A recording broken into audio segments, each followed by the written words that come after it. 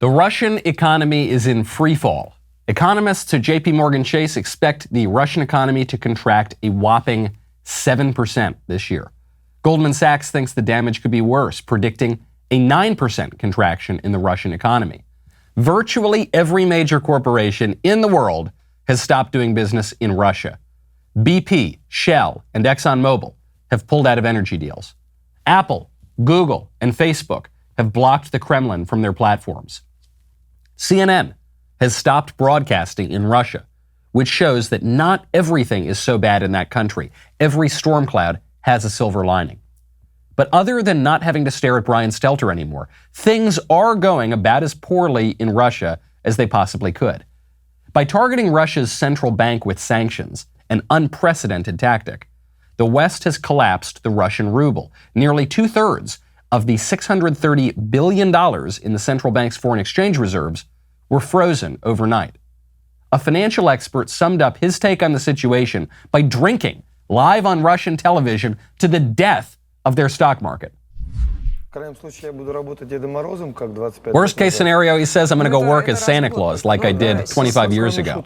Jokes aside, let's do this quickly. I send regards to Sergei Yushchenko, who drank 12, 13 years ago to the death of the stock market. Today, I'm drinking carbonated water. Dear stock market, you were close to us. You were interesting. Rest in peace, dear comrade. The host says, I'm not going to comment on this stunt because I don't want to believe it. The West just wrecked Russia. And with good reason. Vladimir Putin invaded a smaller, weaker neighboring country. Whatever the nuances, nothing comes anywhere near justifying an all-out Russian invasion. Nothing could justify the shelling of civilian centers. And yet, Putin's main domestic political rival has complained that we in the West keep falling into Putin's traps. We might be doing it again. There are lots of people right now, on the left and the right, clamoring to send Russia back to the Stone Age with sanctions or missiles or both. The economic crisis we've inflicted is already 40 to 80% worse than Russia's last worst economic catastrophe in 1998. Some analysts predict it could eventually be 3 times worse than the collapse of 1998, when Russia defaulted on its debt. The economic catastrophe, coincidentally, that launched Putin to power in the first place. The White House is confident that Joe Biden's got everything under control. I was at the State Department. The president was the vice president the last time Russia invaded Ukraine. This is a pattern of horror from President Putin and from the cronies around him. This is a pattern. This is a pattern of horror. Do you see the pattern? The pattern is that every time Biden goes up against Putin, Putin wins. The White House wants regime change in Russia. It worked out so well in Iraq and Egypt and Libya. Why not give it another go in a nuclear former superpower without any clear popular opposition leader? What could go wrong? But even if it's the right idea to take Putin out, our leaders may very well have just entrenched him, or maybe someone even worse, in power. Those who don't know history are doomed to repeat it. Unfortunately, our current crop of rulers don't seem to know anything at all. I'm Michael Knowles. This is The Michael Knowles Show.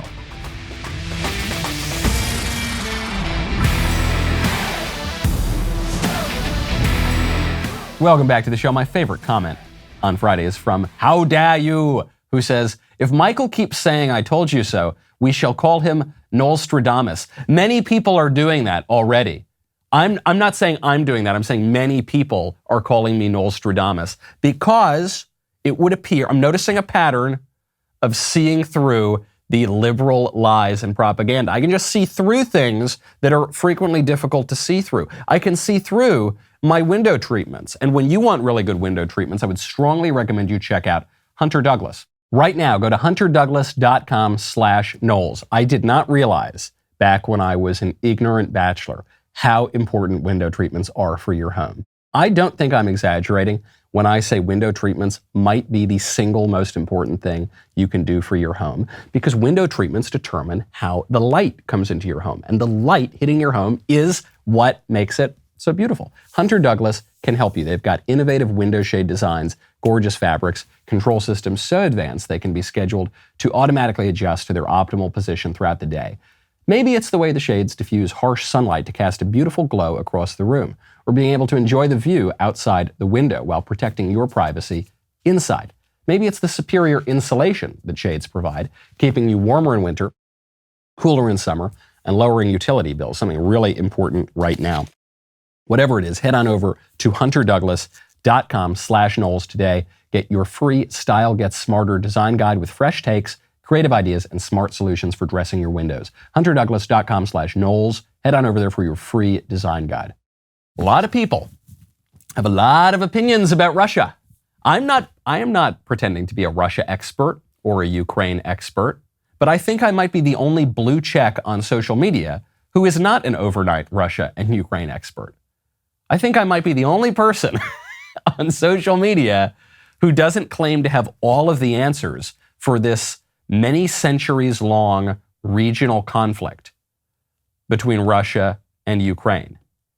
Unfortunately, though, it's not only the blue checks who are going crazy, it's some of our elected leaders too. You expect it from the blue checks. You expect it from Hollywood. Patricia Arquette, she's an actress, she's won some awards. I forget what movies she's been in. She blocked me on Twitter, but she's very left-wing. She tweeted out her solution to the Ukraine conflict. She said, quote, "Kick Russia out of NATO." Now, NATO, of course, is a treaty organization whose sole purpose is to oppose Russia. So obviously Russia is not in NATO. Russia could not be in NATO. That would take away the very purpose of NATO.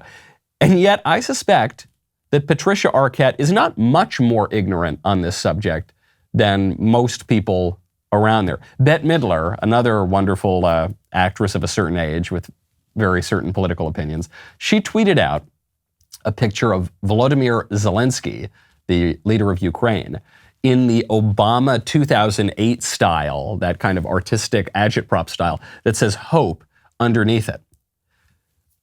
Zelensky, he's standing firm. He's displaying a great deal of courage and heroism, sure. What are the odds, do you think, that Bette Midler could point to Ukraine on a map? Forget what are the odds that Bette Midler could tell you anything about Volodymyr Zelensky, including his first name, could tell you anything about the oligarchy in Ukraine, could tell you anything about their political system whatsoever. Do you think she could even identify the country on a map? Absolutely not. Of course not. And yet she is so enthusiastic. She's so gung-ho. She knows exactly what this is about. What we need to do, we need to exalt Zelensky. We need to do everything we can to punish Russia, widespread economic sanctions, destroy the central bank, regime change in Russia. It's not just her. Lindsey Graham, a sitting United States senator, said what he believes the solution is to hire someone, to find someone to put a bullet in Putin's head. How does this end? Somebody in Russia has to step up to the plate. Is there Brutus in Russia? Is there a more successful Colonel Stauffenberg in the Russian military? The only way this ends, my friend, is for somebody in Russia to take this guy out. You would be doing your country a great service and the world a great service. Lindsey Graham, of course, has never seen a regime on earth that he does not want to topple. And Vladimir Putin is a really bad guy. Okay, I get it. I get why people would want to go assassinate Putin. Now, let me ask you the next question, and maybe it's a question we should have asked before we insisted on regime change in Libya or Egypt or Iraq or Syria, although that one actually didn't work because Assad held on to power. Let me ask you this question. What happens next? What happens next? You take out Putin. Okay, I'm with you. Then who takes over the extremely chaotic, historically corrupt, nuclear former superpower? Who assumes power? Do you have... None of these people have any answers. I suspect that Lindsey Graham might have an answer. The smart set Washington, D.C. answer is the person who takes power is Alexei Navalny. Alexei Navalny is a relatively pro-Western opposition leader. He's been a thorn in Putin's side for many years now. Putin has jailed him, so Navalny is in prison. He's the one who says that we keep falling into Putin's hands. Alexei Navalny, I've got a poll right here of Alexei Navalny's approval and disapproval ratings. This is from Levada, This is the Levada Center, which is not it's a Russian center. It's not pro-Putin. Actually, a lot of Putin's associates want to blacklist Levada from Russia as a foreign agent that's trying to topple his regime. Okay, so this is as hostile to Putin as it gets. Approve, disapprove on the only opposition leader in Russia. Approve. And this is between 18 to 24-year-olds, 25 to 39-year-olds, 40 to 54-year-olds, and 55 plus. Approve, 24%, 22%, 11% among people in their 40s, or 8% among people 55 plus. What are the disapprove numbers? 59%, 51%, 69%, 67%. The numbers don't work. This guy's about as popular as Joe Biden is in America. So depending on how they conduct the election, maybe Navalny could win. He's not popular. This is not a viable option, especially if we're talking about getting rid of the corrupt oligarchy and bringing democracy to Russia, and then we'll all live peacefully. That's not going to work. So I get the good intentions here. We want to destroy Russia's economy. We've never destroyed a country's economy like we're destroying Russia right now. Make them suffer. Make Putin sweat. And then what? And then what? It was a devastating economic collapse that brought Putin to power in the first place. If anything, I suspect these sanctions have probably strengthened Putin's grip on power. Now, it might destroy the economy so much that he just can't keep funding the war. But I don't think this is going to lead to regime change. This is something conservatives know that liberals and more adventurous sorts of politicians don't seem to get. Sometimes the devil you know is better than the devil you don't. Thankfully, Libya was not a superpower, a nuclear superpower. It was never a superpower, but luckily it was not a nuclear power when we took out Gaddafi. But what if it had been? Do we think that Libya is better today after regime change? I don't. Egypt? I don't. Iraq even? Probably not. What are we doing? I know we have good intentions with these Russian sanctions, with trying to push regime change in Russia. I know it's good intentions. The road to hell is paved with good intentions. Now, Kamala Harris has much more important matters to deal with than the war in Ukraine, a former superpower threatening nuclear holocaust on the world. She's got much more important things to deal with, namely the Equality Act. Yes. The Equality Act is this law that the left is pushing to redefine men as women and women as men and create civil rights protections for gender identity and sexual orientation. She says, let's send the Equality Act to President Biden's desk. We must increase protections for LGBTQ plus Americans across the country. The onslaught of state bills targeting transgender Americans and their families is wrong. We just don't talk about LGBT enough in America, right? That's our problem. We don't talk about a very, very small percentage of people with eccentric sexual desires and preferences and ideologies. We don't talk about that enough. We don't have 2 full months of the year dedicated to talking about it. We don't have every corporation in the country and school and many churches, frankly, flying rainbow flags all the time to talk about a handful of eccentric sexual desires. No, we need to talk about it more. Not everything has to be gay. Not everything. Okay, not every single thing in the country has to be gay, except it does. Except it does. You know, the conservative answer to the insanely aggressive LGBT push in recent decades, which has now led to redefining marriage, for goodness sakes, for the first time ever in this kind of radical way, redefining sex itself, getting rid of women's bathrooms, getting rid of women's sports. It's been so aggressive, and what the conservatives have said is, look, do whatever you want. Frankly, I don't really care that much what you do in the privacy of your own home. Just don't make it a public thing. Don't make me participate in it. And that was always going to be a losing strategy. When people now respond, I think it was Blake Masters, the Republican Senate candidate in, Arizona, who said, not everything has to be gay. I love Blake Masters is a terrific candidate. But the joke there is everything does have to be gay. And everything has to be gay because this is not really about sexual preference or some long oppressed minority. This is about the left's entire animating ideology of liberation. What the left is after is liberation. I know that seems a little bit weird because the left is always talking about equality and it's the right that's always talking about liberty. But the left is after liberation too. While the right is after liberation from taxes and government regulations, the left is after a deeper kind of liberation. Liberation from tradition. Liberation from social roles. Free the women from the kitchen. Free the oppressed racial minorities from their condition, from their legal strictures against them.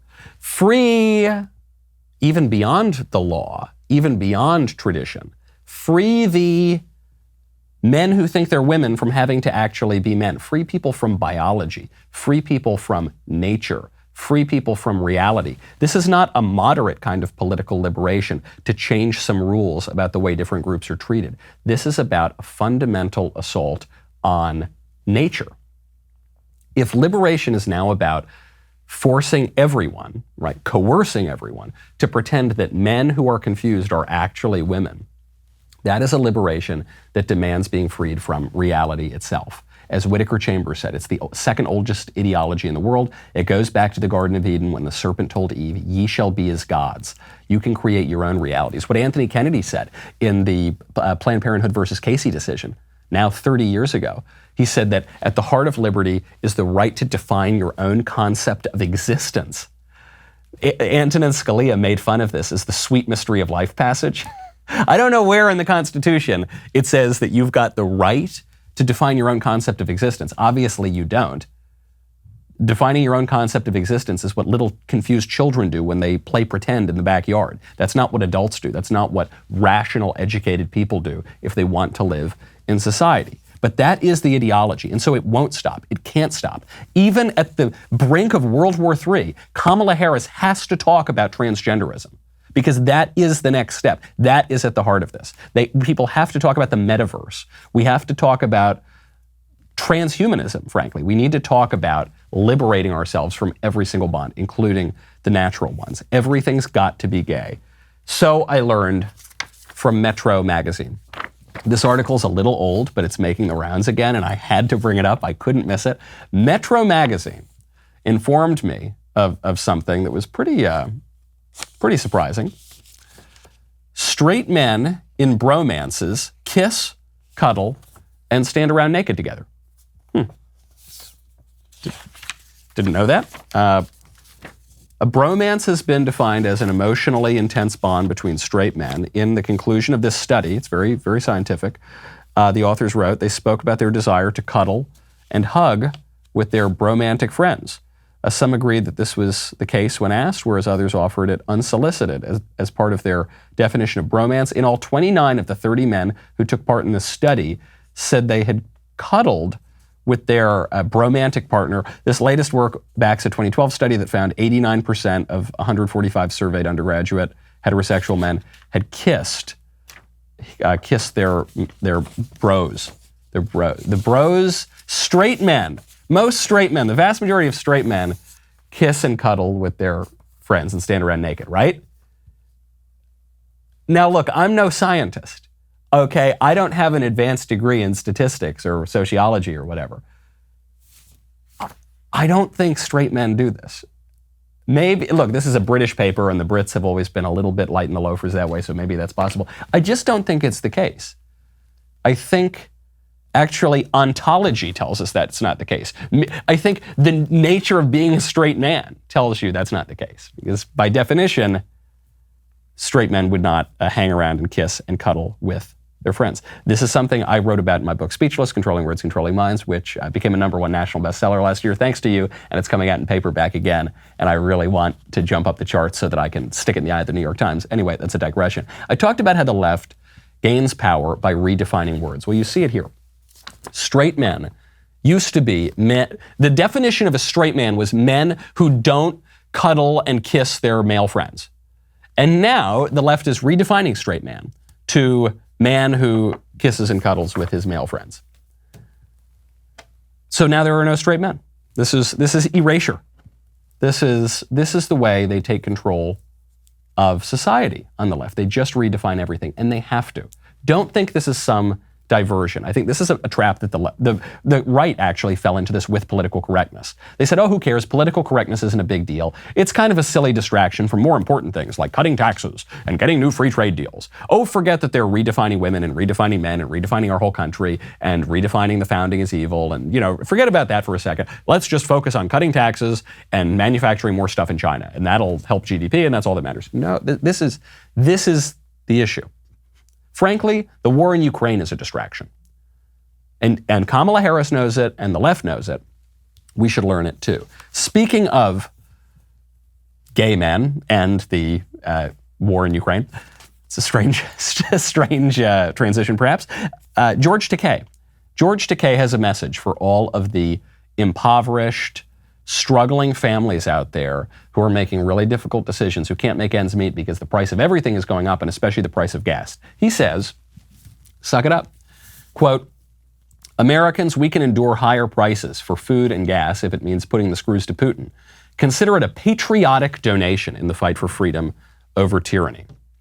More piercing political commentary from Hollywood. You had Bette Midler, you had Patricia Arquette, now you have Commander Darth Vader or something. I don't know. I'm not a huge sci-fi fan. I guess he was on Star Trek.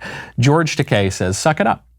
Now, I'm not surprised. This guy is obviously completely out of touch. He's an elderly man without children who is a multimillionaire. He doesn't need to worry about money. He doesn't know the cost of anything. I'm sure he has assistants do all of his shopping for him anyway. So it's not a big deal. For families who have, let's say, multiple kids who don't have that good Star Trek paycheck coming in, probably it's a little tougher. Okay, but George Takei, he doesn't care about that. He doesn't understand that. That's not surprising. What's shocking to me in this tweet is one word. The word is patriotic. He says it's a patriotic donation if you screw up your own country's economy to help this issue in Ukraine to fight against Russia in this regional conflict. Patriotic. How is it patriotic? Am I a citizen of Ukraine? I don't think so. What George Takei is saying is that Ukraine is a part of America. Ironically, what George Takei is saying here is that Vladimir Putin's right, that Ukraine actually is just an American client state, that America has this broad sweeping empire. It's spread out all over the world. Now it's right up on Russia's border, and Russia is taking defensive action, just like America would if Russia had invaded Mexico and Mexico were a Russian client state. Now I don't think that that's exactly the situation that we're looking at. But ironically, that is what George Takei is saying. That is what a lot of the left is saying. And they want to have it both ways, and they can't. That's magical thinking. On the one hand, they want America to be the empire over all the world. They want America to rule and crush local cultures and crush local desires and impose our will on the world. And then on the other, they think America's evil and terrible, and they don't want us forcing other countries to do a damn thing. And they don't want us getting involved in any other country on earth, and they want us to mind our own business, and actually they want us to give the land back to the Indians. They want two completely opposite things, and they want them both at the same time, which is why their commentary is so confused. But this is a problem not just for idiots in Hollywood. This is a problem in America. It's a kind of schizophrenia in the American foreign policy. And we go back and forth, and it's why we keep messing up our own interests around the world. This Thursday night, March 10th, we're premiering yet another movie. I cannot wait to share this one with you. The movie is called The Hyperions. It's exactly what entertainment in Hollywood is missing these days. It's not woke. It's got zero underlying partisan message. It's just an excellent film. Because when it comes to entertainment, that's really what matters. Check out the trailer. Good day, Hyperion Club members. We've come for one thing. Our Titan badges. This Titan badge can grant an individual superhuman power. Perhaps it's time for someone else to take on the responsibility. On my way.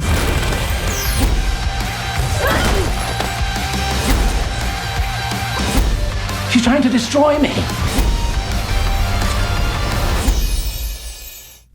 I watched the movie on Saturday night. It's terrific. I really love this movie. We're going to be streaming the movie once on March 10th for all of YouTube to see. This is the last time we will be premiering a movie on YouTube, so be sure to head over to Daily Wire, the YouTube channel, for the live showing, and then head over to dailywire.com/subscribe so that you don't miss any more of our growing cache of content that we've got to offer. Also, we've got a new show coming up. It's the comment section. It's streaming now. It features our newest addition to the DW lineup of hosts, Brett Cooper. The comment section is an irreverent, viral content and news review show that offers an against-the-grain, laid-back perspective on all the insanity of today, and will even take you into one of the scariest places the online world has to offer, the comment section. The show is streaming now on YouTube for all to see. Make sure you subscribe to the comment section with Brett Cooper. Click the notification bell so you don't miss it. We'll be right back with a lot more.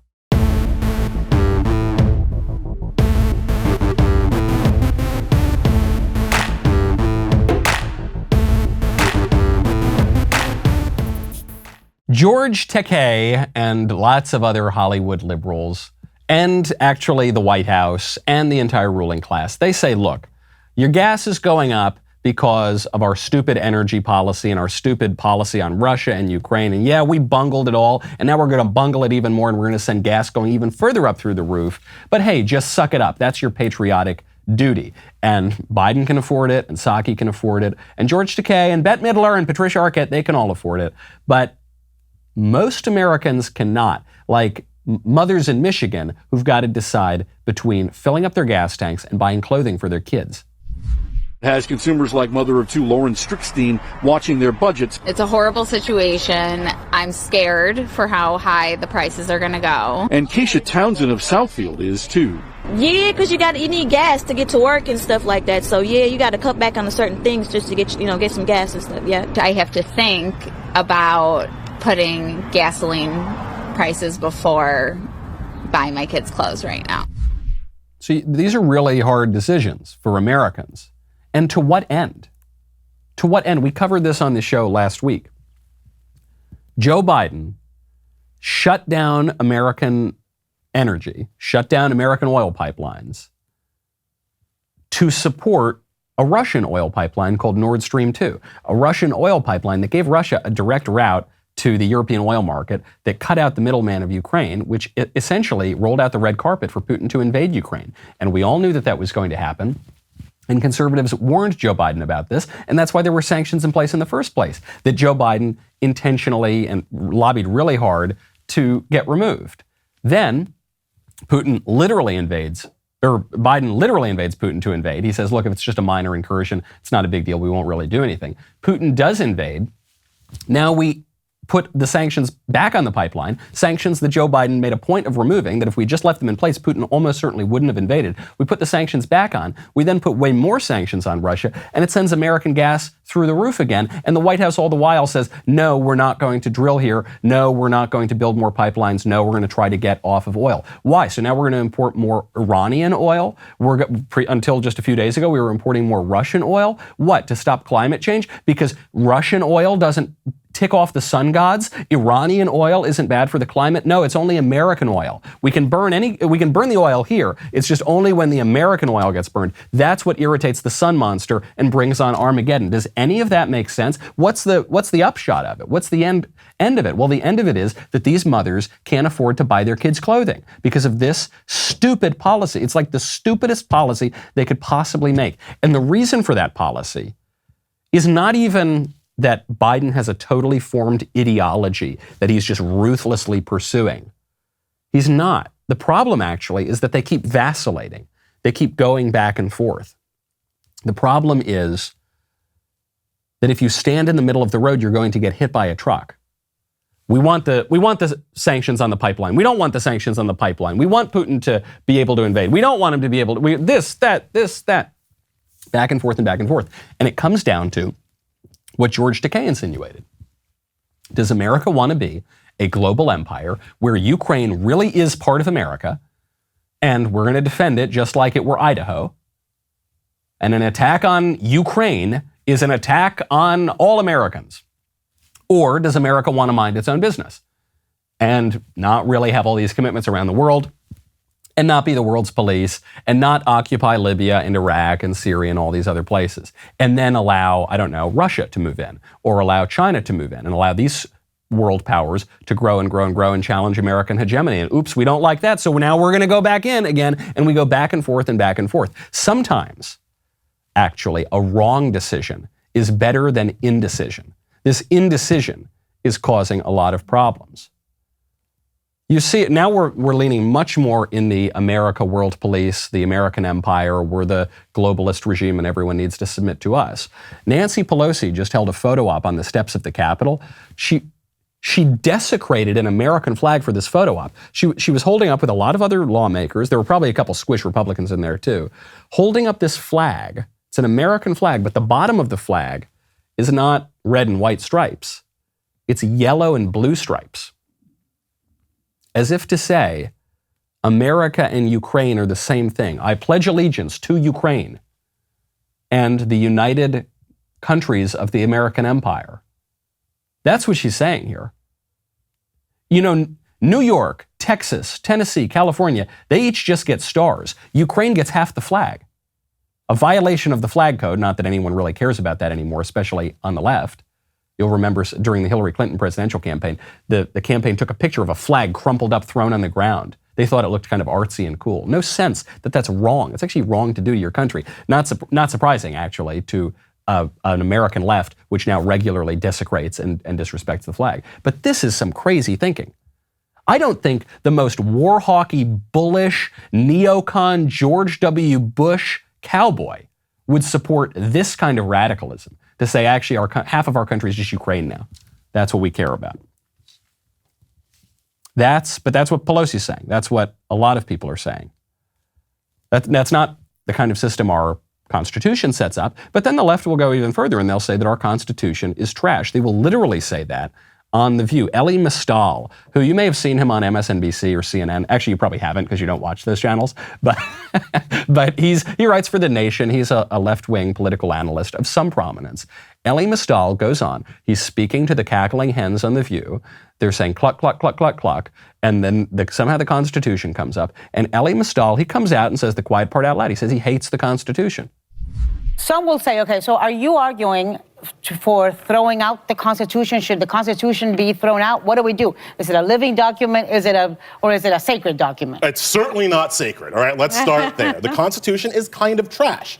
Now, let's just talk as adults for a second. What did you say? It's what? It's kind of trash. Trash. It was written by slavers and colonists and white people who were willing to make deals with slavers and colonists. They didn't ask anybody who looked like me what they thought about the Constitution. Let's talk like adults for a second. Yes, nothing says talking like an adult, like Elie Mystal on The View. Yes, how mature, how responsible and sophisticated. Certainly not sacred, our Constitution, and it's kind of trash. He's talking like a freshman in high school. Let's talk like adults. It's kind of trash.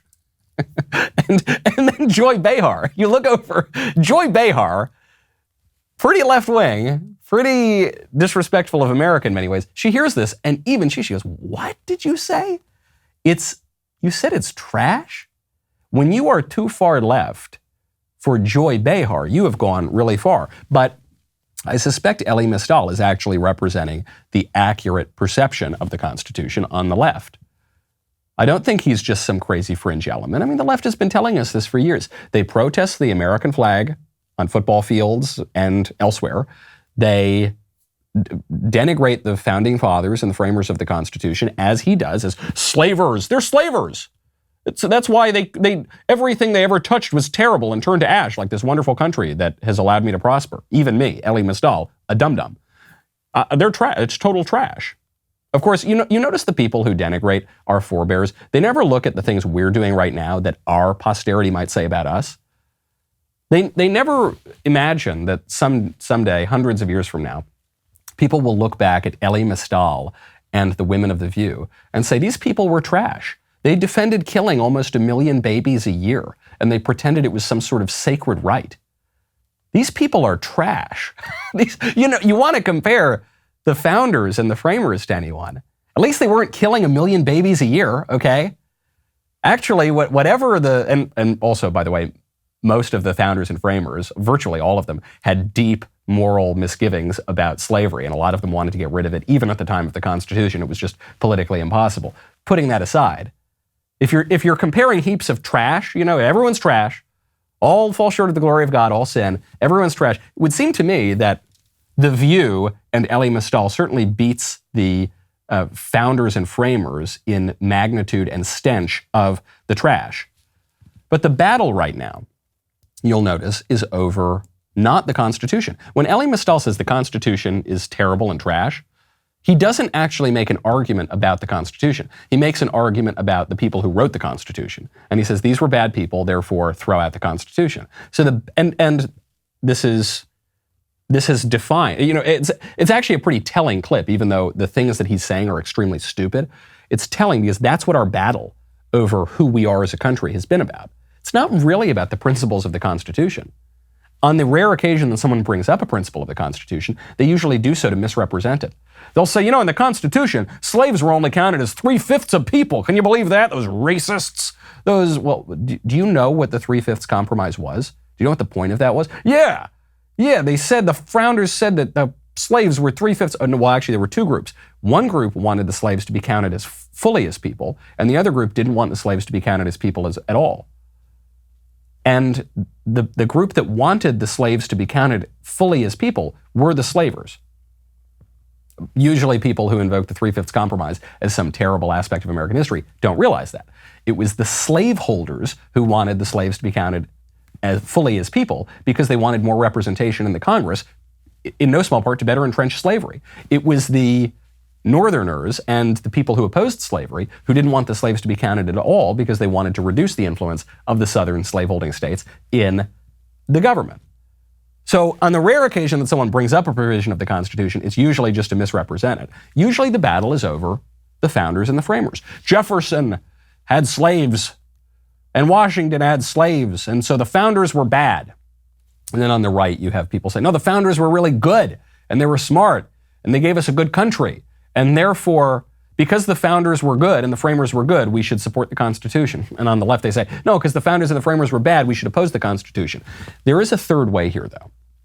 And I think this would be the better way for conservatives to defend our country. The left has already done a great job in the cultural battle of tearing down the statues, of denigrating Washington and Jefferson and Lincoln, actually, the refounding of the country. What if we focus on the principles themselves? And what if we focus on our constitutional system and the law in general, not just as some random preference of some old guys in the late 18th century, a preference that could be good or bad depending on your view of these guys? What if we view the law as something that is objective, that is objectively true? What if we start making points like, hey, the commandment, thou shalt not commit murder, is just true. It's true whether dudes in Philadelphia think it's true or not. It's a part of the natural law. It's a part of the transcendent moral order that is just always true. And from that natural law, we get other laws, more particular laws, that you might call it the law of nations. Adrian Vermeule, the conservative Harvard law professor, has a good book out about this. And from the law, after the law of nations at the smaller level, you have the civil law. And then we have the particular laws that we all make in our own towns and states and in our own countries. But what if the process of law were not so much making law, just pulling it out of thin air, but what if it were actually discovering law, that some things are true, whether we want them to be, whether we don't want them to be? What if we ground our defense of America in that some things are just true and some things are just good, and it's not about the personal virtues or foibles of any founders or framers? It's about what's good and what's true. What if we had the guts to actually say that and defend that? You're seeing the parents do this now.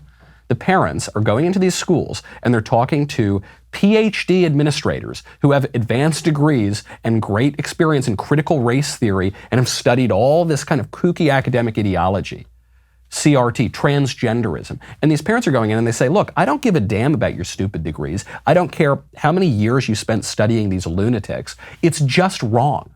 It's just wrong. It's just bad and wrong and ugly, and we're not going to have it. I think that would put us on much sounder footing. It would allow us to oppose the caprice and the absolute arbitrariness of the way we are ruled right now. The way we've been ruled for 2 years in particular has been purely arbitrary. And now the left wants you to believe right now that that's over. We're moving. COVID is over. The rule of the Dr. Fauci's, that's totally over. Don't worry, we're getting back to normal. Never mind, nothing to see here. Move on, move on, move on. Do not let them lull you into complacency. Their arbitrary, capricious rule is not even close to over, and they're even admitting it if you know where to look. They're telling us now, on the left, because their poll numbers are in the trash, that COVID, it's okay, it's over. We're going to lift some restrictions. Don't worry, Dr. Fauci, he's not on TV quite as much anymore. Don't worry. Don't be angry about us for locking your kids away from home and sticking them with experimental drugs for 2 years and not letting you have weddings and funerals and see your loved ones and go to work, and for tanking the economy and for effectively booting out the president who is relatively popular and taking away your right to go to church and taking away so many of your liberties. I'm sorry. Never mind. We're moving on. Forget about it. Until November. Don't let them lull you into believing that COVID and the COVID regime and the rule of Dr. Fauci is over. It's not over. It's just really, really unpopular right now in an election year. But it's not over, and they're admitting it. Here's a headline just from the past few days. Top New York City officials call for student COVID-19 vaccine mandate by next school year. So they're relaxing it right now. They're starting to relax it right now, even in New York. But they want it back next year. They want it back next year because after the midterm elections, they can pull all this crap again. New York Times, the Surgeon General calls on big tech to turn over COVID-19 misinformation data. So the Surgeon General, the Biden administration, is calling on social media companies to turn over all of your data on whoever dissented even once from the Dr. Fauci regime. For what purpose? So that they can just store it away in a drawer and not look at it? No, to punish you, to investigate anyone who dissented in any way. If this were over, if the Dr. Fauci rule, if the COVID rule were over, would they be demanding this information? Of course not. It would have no purpose. But they are demanding it because it's not over. New York Times. Politico. Senate votes to end COVID-19 emergency declaration. Biden threatens veto. Wait a second. I thought this was over. I thought we were moving on. I thought we had to focus on Ukraine. I thought we had to focus on energy prices. I thought it's not over. It's not over. I actually had forgotten that they still had the emergency declaration because it's ridiculous. Some of us, I know that the commenter at the top of the show called me Knowles. Thank you very much. Some of us called this 2 years ago and said they're never going to give you your power back unless you take it back. Dr. Fauci is never going to let up unless you fire Dr. Fauci, unless you call your congressman and senator and have them sign the Michael Knowles Public Health Protection Pledge to make sure that you investigate, subpoena, and zero out Dr. Fauci's salary when the Republicans retake the House. They're not going to give your power back to you unless you take it. Well, they still have this emergency declaration. Why is Biden threatening to veto this? He's almost certainly going to veto this. Why? It's over. Omicron is down. The Delta's down. We don't need to wear the masks, except we kind of do. We do have to wear the masks on airplanes and on trains and in government buildings. And hold on, wait. It's like it's not over. It's like they're just trying to lull us into a false sense of complacency so that they can hold on to power just a little bit longer, and then they're going to do it all again. Those 3 articles, that's just from March 3rd. That's just from what, 2-3 days ago? That's it. More coming out every day if you know where to look. Eric Adams, the mayor of New York, is demanding that children under 5 years old mask up because they can't vaccinate. 3-year-olds need to mask up. 3-year-olds who are at virtually no risk from the coronavirus and pose virtually no risk to anybody else. They're still clinging on. Don't let them get away with this. They are so slippery. They're so good at evading responsibility. Jen Psaki at the White House is being asked, hey, Jen Psaki, how come the whole country's turning to ash ever since Joe Biden got elected? How come, just to name the most immediate problem for us, how come gas is going through the roof and what's Biden going to do about it? The reason why the price of gas is going up is not because of steps the president has taken. They are because President Putin is invading Ukraine, and that is creating a great deal of instability in the global marketplace. Sure. The reason the price of gas going up is not because of steps that Biden has taken, though actually there are some steps that Biden took, like killing the oil pipelines that is causing gas to rise. But no, it's not because of steps that Biden took. It's because Putin is invading Ukraine because of steps that Biden took. That's why Putin's invading Ukraine. Because Biden did that, because Biden literally told him to. Explicitly told him he could invade Ukraine. And now gas is going up.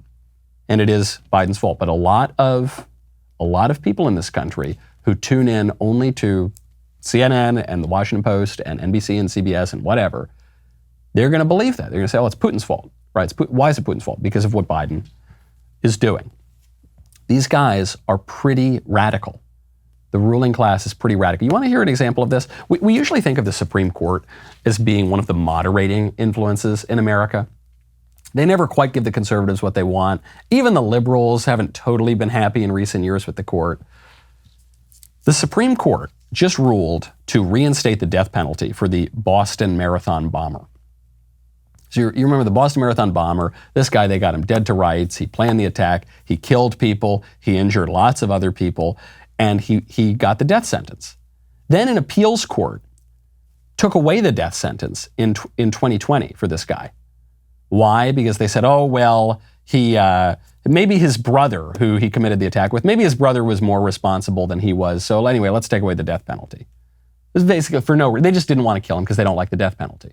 So then it goes up to the Supreme Court.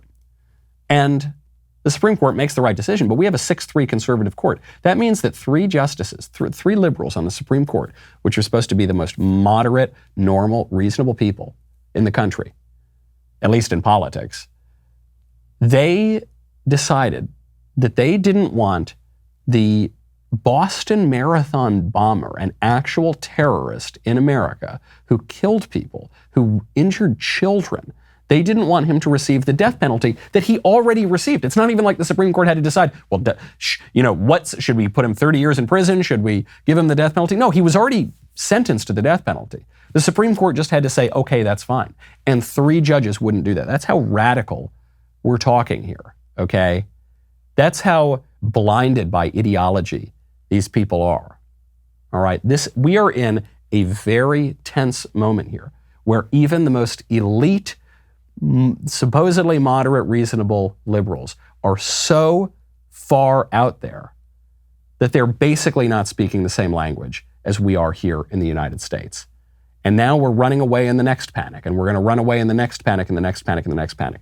And it's all with the best of intentions, and we all post the pictures to social media, and we all say, I stand with this new cause, and I'm now totally, and we're taking our eyes off the ball of our own domestic political troubles. We're not fixing our own country. We're just being swept away by ideology. We're making mistake after mistake after mistake, which is what happens to people who don't know history. I'm Michael Knowles. This is The Michael Knowles Show. See you tomorrow.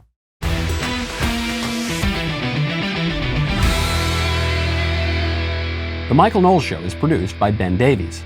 Executive producer, Jeremy Boring. Our technical director is Austin Stevens. Supervising producer, Mathis Glover. Production manager, Pavel Vidovsky. Editor and associate producer, Danny D'Amico. Associate producer, Justine Turley. Audio mixer, Mike Coromina. And hair and makeup by Cherokee Hart. The Michael Knowles Show is a Daily Wire production. Copyright Daily Wire 2022.